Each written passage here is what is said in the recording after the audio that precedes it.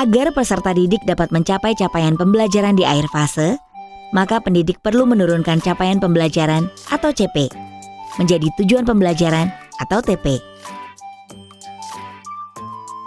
Sekarang, kita akan mempelajari langkah kedua pada tahap perencanaan pembelajaran, yaitu merumuskan tujuan pembelajaran.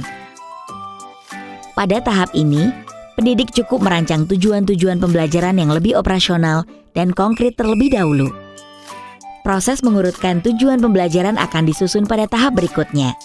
Ibu dan Bapak guru, dalam merumuskan tujuan pembelajaran, kita juga perlu memperhatikan karakteristik mata pelajaran serta konsep atau topik yang dipelajari, karakteristik peserta didik, dan konteks lingkungan pembelajaran.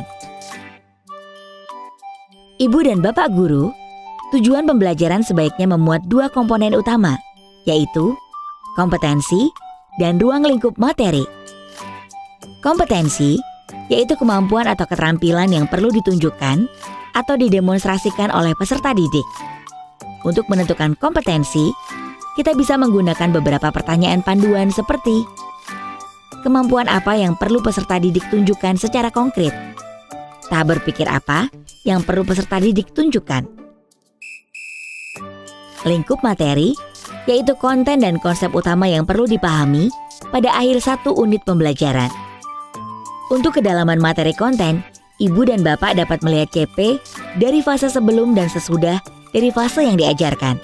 Pertanyaan panduan yang dapat digunakan pendidik dalam menentukan lingkup materi antara lain, hal apa saja yang perlu dipelajari peserta didik dari suatu konsep besar yang dinyatakan dalam CP? Apakah lingkungan sekitar dan kehidupan peserta didik dapat digunakan sebagai konteks untuk mempelajari konten dalam CP? Yang perlu diperhatikan pada tahap kedua ini, yaitu tujuan pembelajaran adalah tujuan yang lebih umum, bukan tujuan pembelajaran harian. Tujuan instruksional umum, bukan tujuan instruksional khusus. Saat merumuskannya, kita dapat menggali kata kunci yang kita temukan saat memahami capaian pembelajaran. Selain itu, dalam merumuskan tujuan pembelajaran, kita dapat menggunakan pendekatan-pendekatan teori, seperti pendekatan taksonomi Bloom, yang telah direvisi oleh Anderson dan Cradwell di tahun 2001. Pendekatan tentang 6 bentuk pemahaman yang dikembangkan oleh Tighe dan Wiggins di tahun 2005. Atau pendekatan 3 sistem dalam domain pengetahuan yang dikembangkan oleh Marzano. Selain ketiga teori ini, pendidik juga dapat menggunakan teori atau pendekatan lain selama teori tersebut dinilai relevan.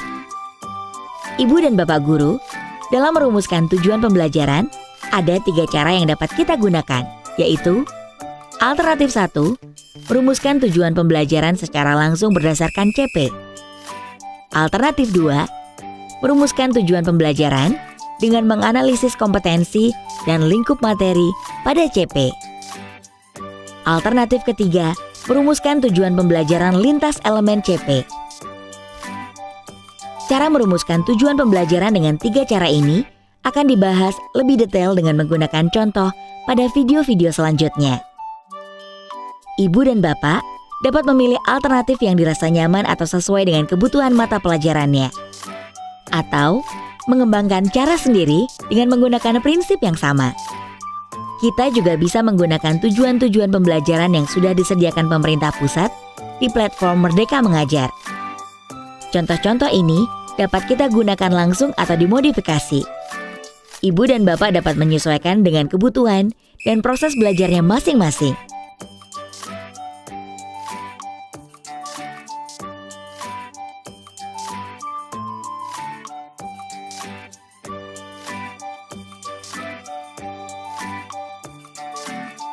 Selamat mencoba!